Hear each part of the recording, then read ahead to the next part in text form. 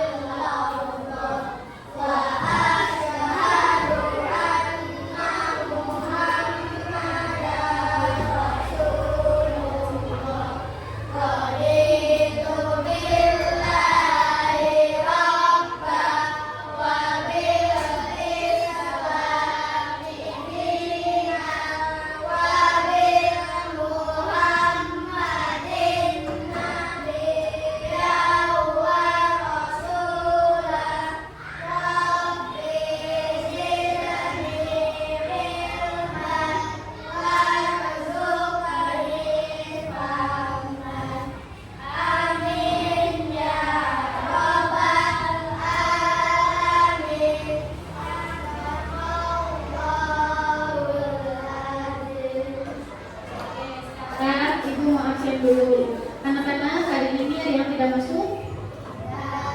Oke, disebut ya. Keisha, Kak Fitri, ya, kayaknya hadir semua ya. Oke, alhamdulillah. Oke, sekarang sebelum memulai pembelajaran, kita biar semangat, kita tetap semangat dulu ya. Oke, tetap semangat.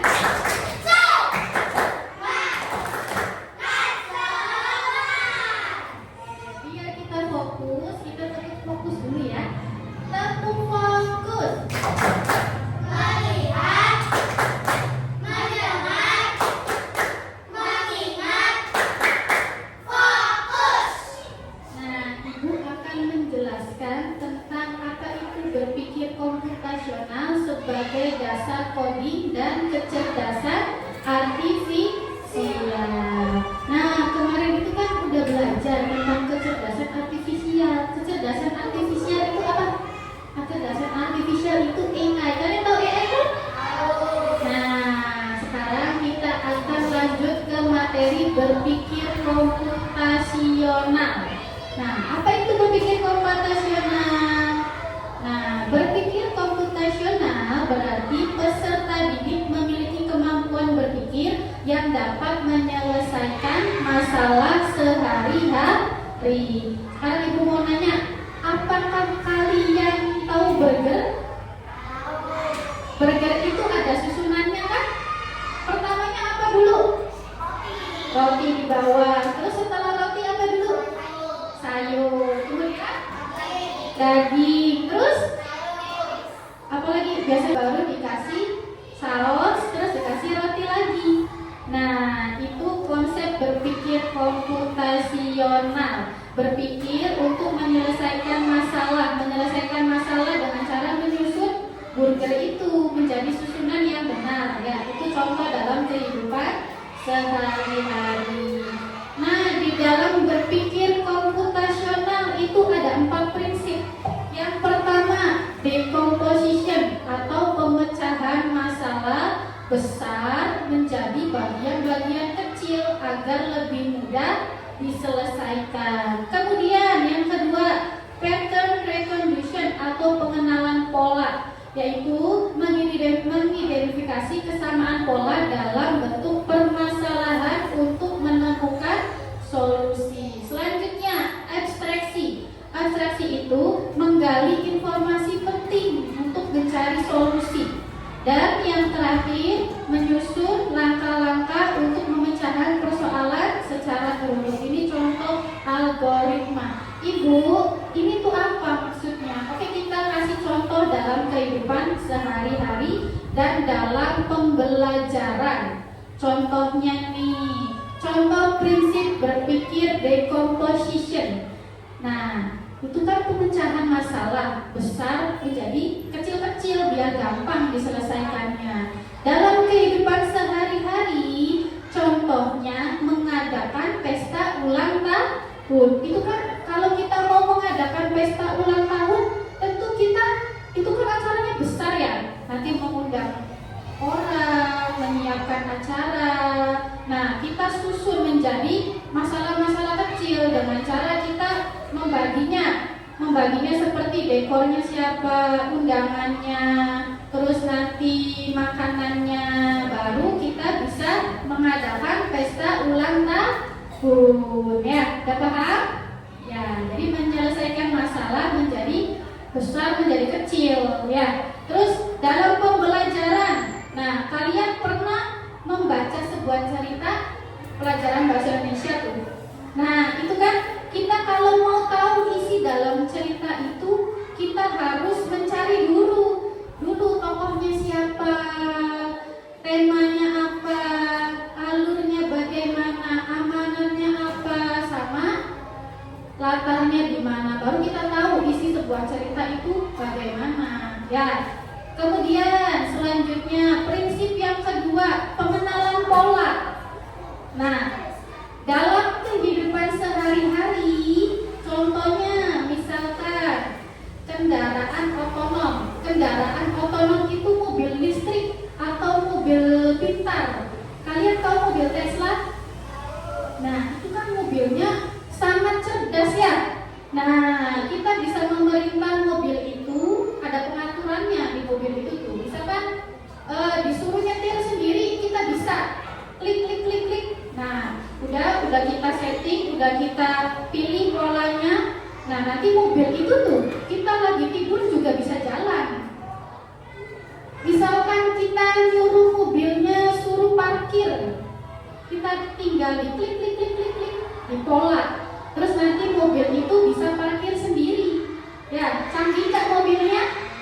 Canggih. Ya, dalam pembelajaran itu dengan mengurutkan angka atau bentuk. Ya. Nah, mengurutkan angka atau bentuk, misalkan nih, persegi, segitiga, persegi. Habis persegi apa?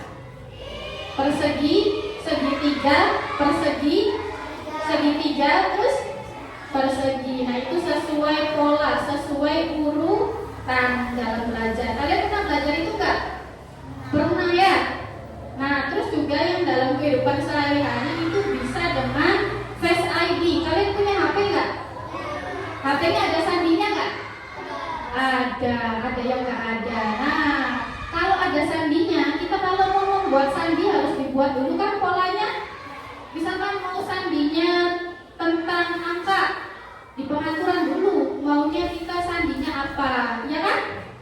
Nah, kalau misal dengan wajah, kita kalau misal buka kunci HP pakai wajah, kita harus buat polanya dulu, bikin kan kayak gini dulu kan, baru dikonfirmasi terus bisa dipakai kan buat buka HP. Nah, itu contoh pengenalan pola dalam kehidupan sehari-hari. Selanjutnya, prinsip ketiga itu abstraksi. Nah, dalam kehidupan sehari-hari itu contohnya dengan icon atau simbol. Abstraksi itu mengambil bagian pentingnya saja. Nah, kita bisa melihat dari contoh simbol. Ini simbol apa? Tahu nggak? WhatsApp. Ini YouTube. Ini dari pola ini kita tahu nggak ini gunanya WhatsApp buat apa? Tahu kan? Nah, kalau ini gunanya buat apa? Iya, buat memposting sosial media. YouTube buat video-video, nonton video. Kalian tahu lihat gambarnya doang kan? Nah, ini contoh dalam kehidupan sehari-hari, mengambil bagian pentingnya saja. Dalam pembelajaran, contohnya dengan membuat rangkuman pembelajaran. Kalian pernah merangkum buku? Sering kan? Kamu kalau merangkum ditulis semua atau di bagian pentingnya saja? Bagian, ya kan? Penting-pentingnya saja. Nah, itu contoh abstraksi. Selanjutnya, prinsip yang keempat, algoritma. Nah, ini contoh prinsip yang keempat itu algoritma. Algoritma itu menyusun langkah demi langkah. Contoh dalam kehidupan sehari-hari, membuat langkah-langkah ketika memasak. Kalian pernah masak enggak?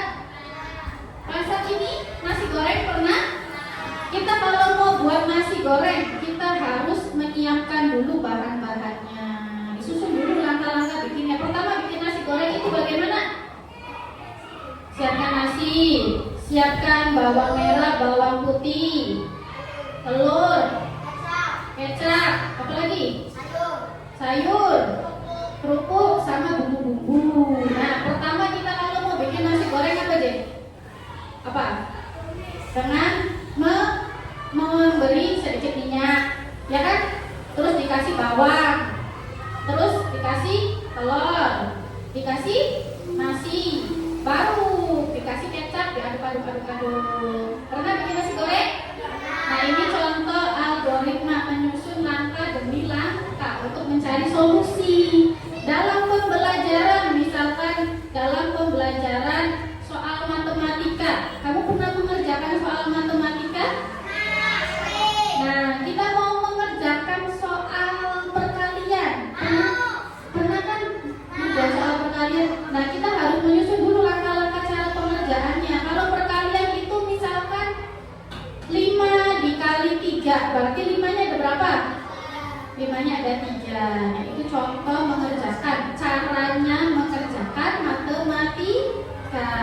Oke, selanjutnya mengenal berpikir komputasional melalui permainan. Ibu punya permainan di Google. Nah, nanti ibu tayangkan contoh berpikir komputasional dari 4 prinsip yang tadi itu ya. Abstraksi, algoritma, dekomposisi, sama pengenalan pola. Ya, oke. Ibu mau ngasih tahu nih contohnya ya.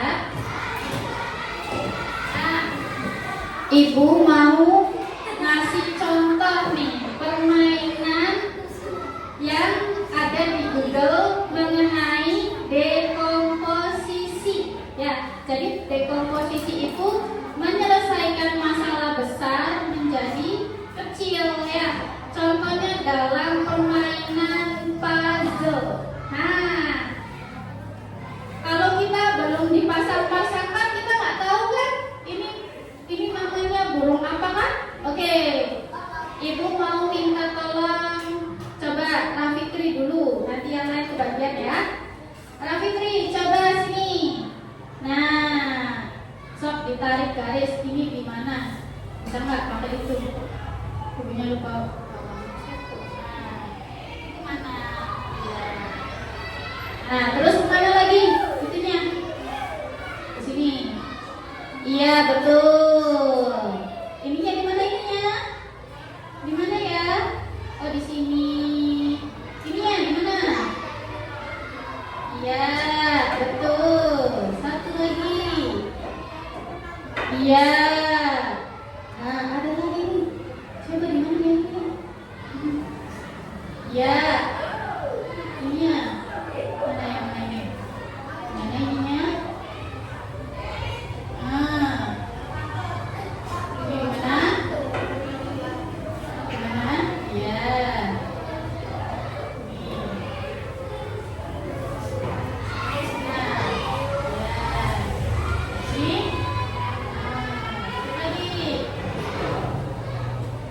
Oke, tepuk tangan buat Rafitri. Nah, ini contoh permainan puzzle dekomposisi ya, paham? Menyelesaikan masalah besar menjadi kecil-kecil ya. Oke, selanjutnya yang kedua, misalkan ibu contoh yang ini yang belum.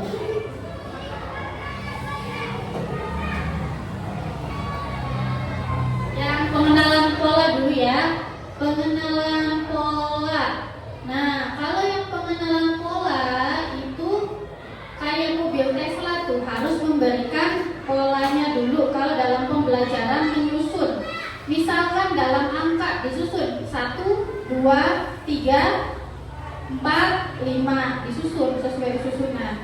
Nah, kalau misalkan dalam bentuk, misalkan bentuk lingkaran segitiga persegi, lingkaran segitiga persegi, lingkaran. Kalau misalkan dalam matematika lagi 2 habis 2, 4 habis 4, 6 habis 6, 8. Oke, mulai ya.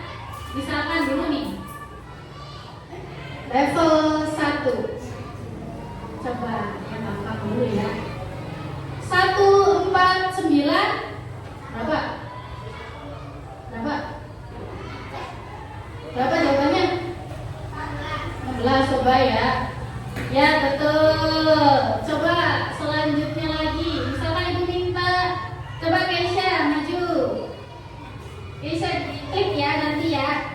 Nah ini 1, 2, 4, 7. Terus 7 berapa? Jawabannya 11.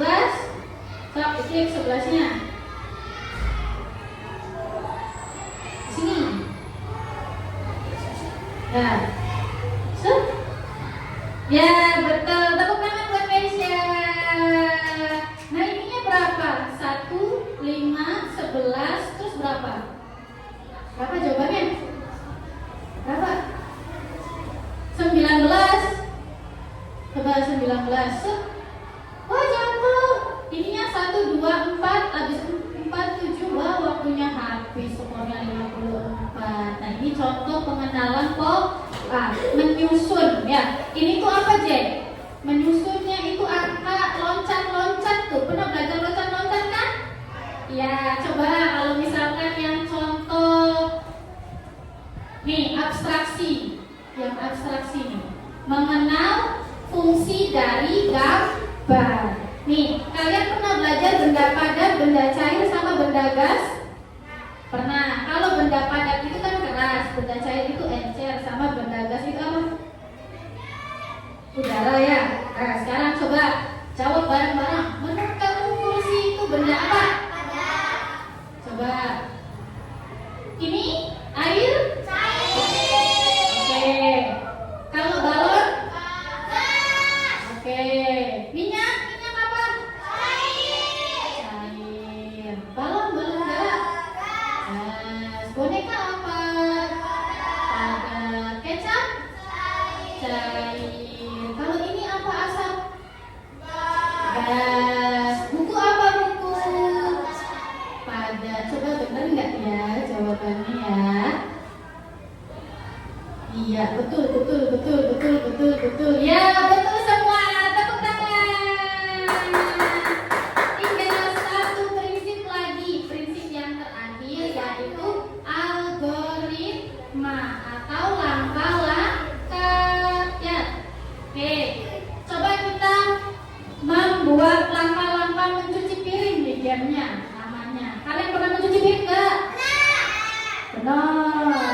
Oke, coba benar nggak nih jawabannya? Start mulai. Sekarang langkah pertama itu yang mana dulu?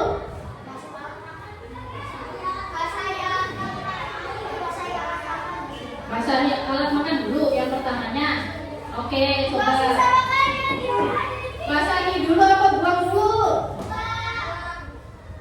Buang dulu ya. Coba di sini ya. Ibu ngikutin apa kata kalian ya. Terus langkah selanjutnya dulu ayo. Oke, yang ini ya. Deal ya. Oke, yang ketiga yang mana?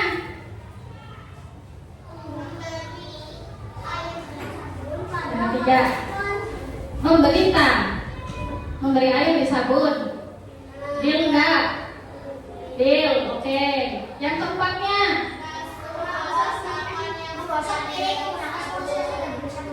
menggosok ya. Menggosok dulu apa basuh dulu? Maunya? Mana?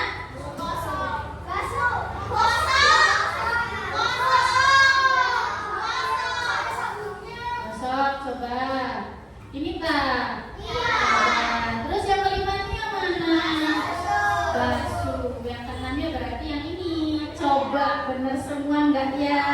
Apakah kalian bisa langkah-langkah mencuci piring?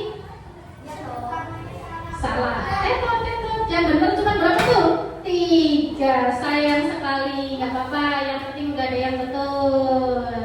Nah itu tadi permainan tentang apa sih? Yang ini itu langkah-langkah itu algoritma.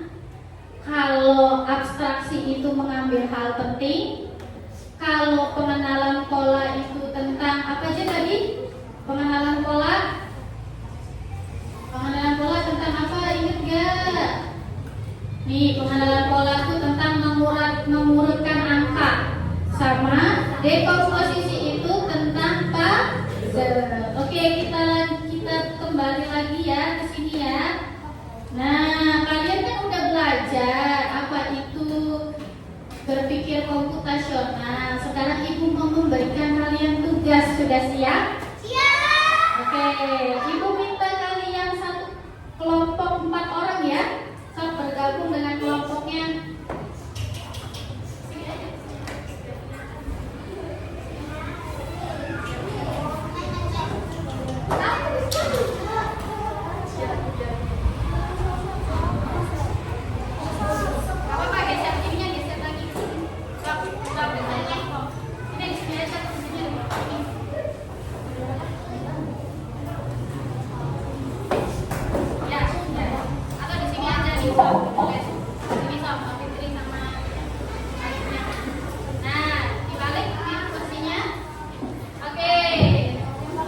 Sudah dapat kelompok semua ya?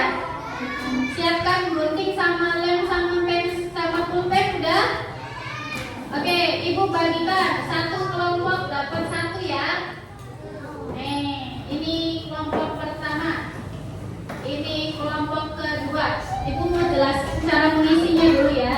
Ini Ibu kasih contoh pembelajaran dekomposisi. Tadi kalian belajar permainan puzzle kan ya? Nah, ini contoh permainan puzzle. Kalau kita mau menyelesaikan puzzle, kita harus apa, Jen? Harus menyusun bagian-bagian kecilnya dulu kan? Mencari bagian-bagian kecilnya dulu. Pertama nih cara mengisinya. Biar kamu gampang, kamu cari dulu jawabannya di sini nih. Misalkan 3 kali 3 berapa? 9. Kasih jawaban aja 9 biar ingat. Nah, terus baru yang jawabannya 9 ini dipotong, ditempelin ke sini ya. Oke, siap? Sudah paham? Sudah paham? Paham? Oke, selamat mengerjakan.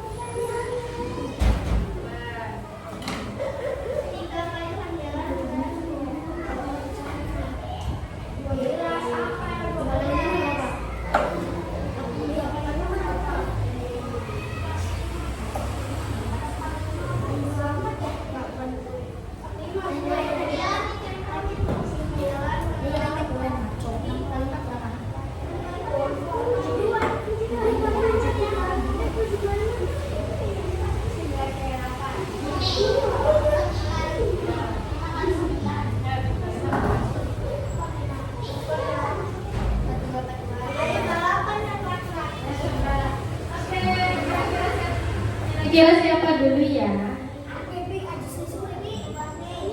Harus kerjasama yang baik ya. Awas jangan sampai salah nempel, nanti susah menghapusnya.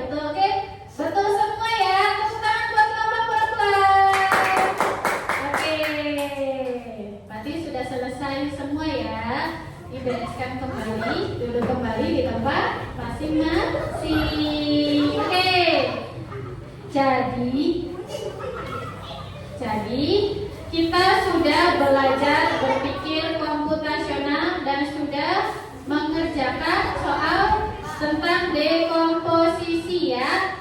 Nah, sekarang kita selesaikan pembelajaran ini. Jadi kesimpulan dari materi ini, kita dapat menyelesaikan masalah besar dengan dengan memecahnya menjadi masalah-masalah kecil ya. Oke, paham ya anak-anak ya? Oke, sekarang kita taruh lagi alat-alat tulisnya. Kita siap-siap ya. Nah, coba lihat hasilnya ibu nih. Sama semua kan ya? Tuh, hasil akhirnya ya. Oke, sudah siap semua?